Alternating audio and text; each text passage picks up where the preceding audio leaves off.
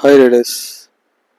நம்ம பைக் பார்த்தீங்கன்னா ஒரு 1 வீக்காகவே அடிக்கடி ஃப்ரீக்வெண்ட்டாக காற்று இறங்கிக்கிட்டே இருந்தது. ஸோ அதுதான் பஞ்சரா அப்படின்றத செக் பண்ணுறதுக்காக பஞ்சர் ஷாப் வந்திருக்கோம்.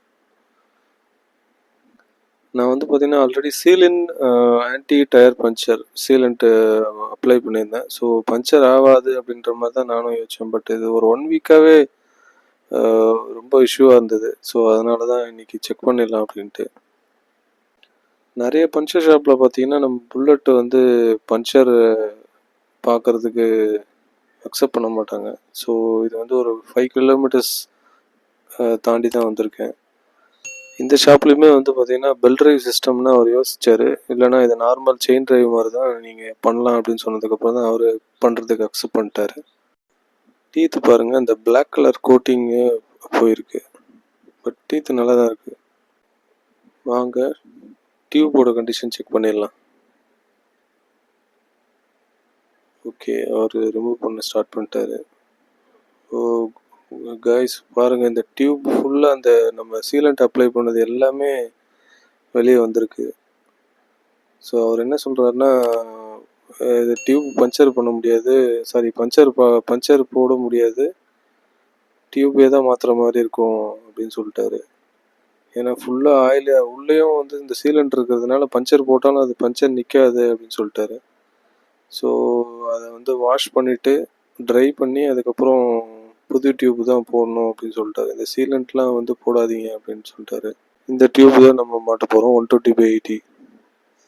ஸோ ட்ரை பண்ணதுக்கப்புறம் அந்த பவுட்ரு அப்ளை பண்ணிவிட்டு அதுக்கப்புறம் டியூப்பை ஃபிக்ஸ் பண்ணி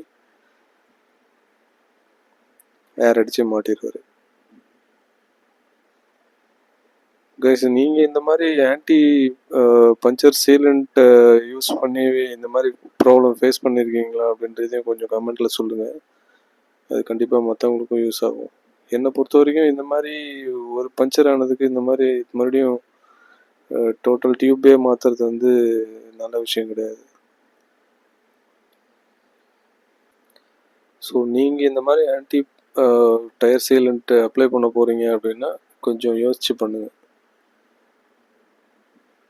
நான் ஏன் இந்த ஆன்டி சீலண்ட் யூஸ் பண்ணேன் அப்படின்னா, இது வந்து ரொம்ப வெயிட்டான வண்டி, பஞ்சர் ஆனால் நம்மளால் தள்ளிட்டு கூட போக முடியாது. ஸோ கொஞ்சம் நமக்கு அது யூஸ் ஆகும் அப்படின்ற மாதிரி தான் நான் திங்க் பண்ணி நான் இதை போட்டேன்.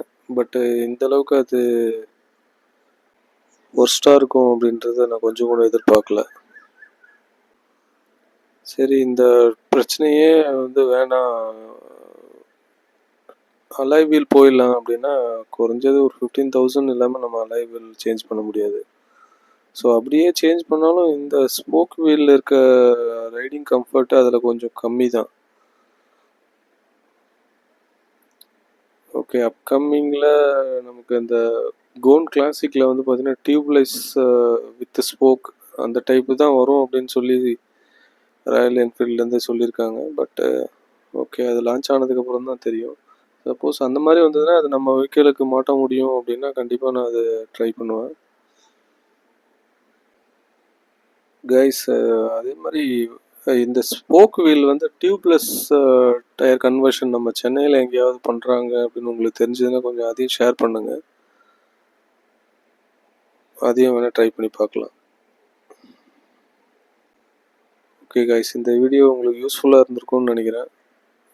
யூஸ்ஃபுல்லாக இருந்ததுன்னா லைக் பண்ணுங்கள், ஃப்ரெண்ட்ஸுக்கு ஷேர் பண்ணுங்கள்,